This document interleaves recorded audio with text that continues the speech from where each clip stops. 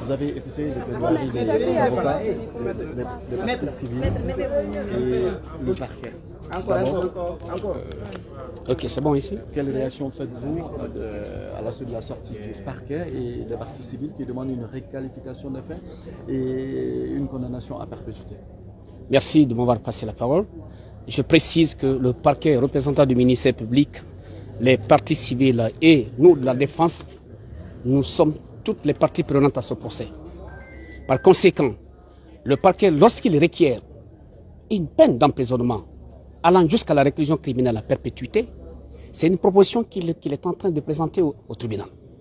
Mais il oublie simplement que dans sa demande, il y a complètement de nombreuses violations, notamment en ce qui concerne mon client.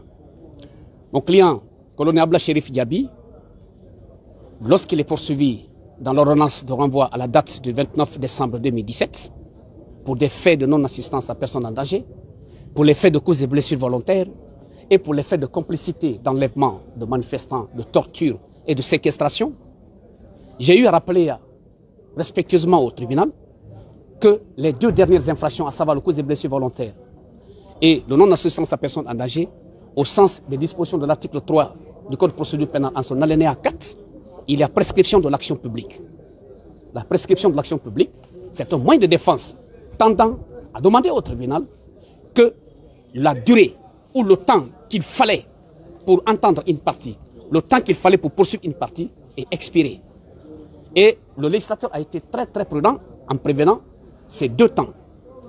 Commencement de l'action publique, la prescription commence à compter du jour de la commission de l'infraction.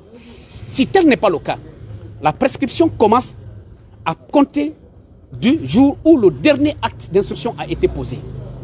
Ce dernier acte d'instruction que nous avons ici à nommer, c'est l'ordonnance de renvoi à la date du 29 décembre 2017.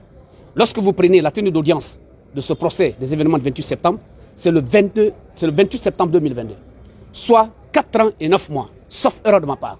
Il y a largement un dépassement. Parce que les deux infractions-là, ce sont des délits.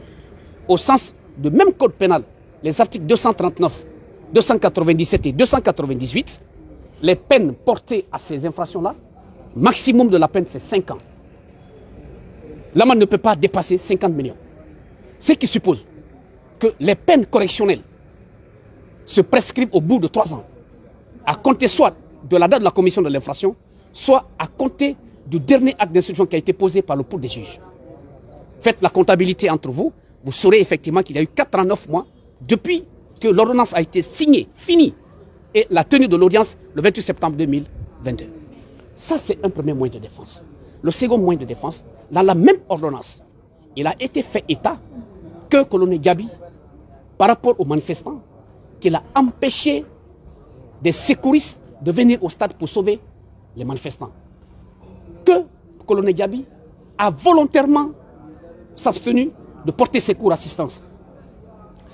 Que colonel Diaby a véritablement empêché des gens d'être sauvés. Cela suppose simplement que colonel Diaby était au stade du 28 septembre.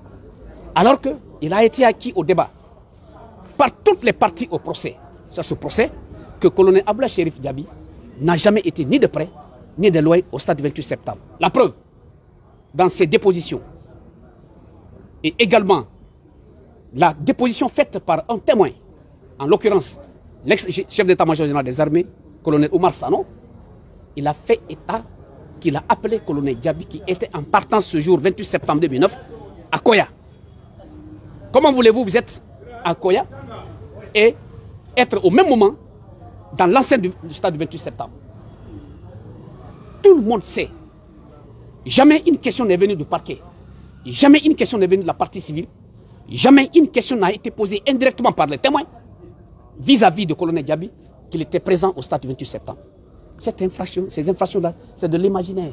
Ça n'existe pas. Et donc, lorsque le parquet sollicite respectueusement auprès du tribunal ou requiert la réclusion criminelle à perpétuité, je connais ses intentions. C'est dans la posture de la réqualification que le parquet se trouve, en crime contre l'humanité. Pendant que lui-même, il sait, dans l'ordonnance, il ne trouve absolument rien. Il ne trouve aucun indice de preuve à l'endroit de mon client face à la prétendue complicité de séquestration, de torture, d'enlèvement de manifestants. Pourquoi pour vous ces faits ne peuvent pas être qualifiés de crimes contre l'humanité? Parce que c'est des infractions impossibles. C'est des infractions impossibles. Par rapport à la gestion des corps, on a parlé de votre client. Oui, relativement à la gestion des corps, les choses ont été très claires. Le chiffre que brandit le ministère public comme étant un trophée de guerre, mais le ministère public veut simplement, à travers sa subtilité, tourner le tribunal. Sinon, les 58 corps qui ont été véritablement, officiellement déclarés, mon client, colonel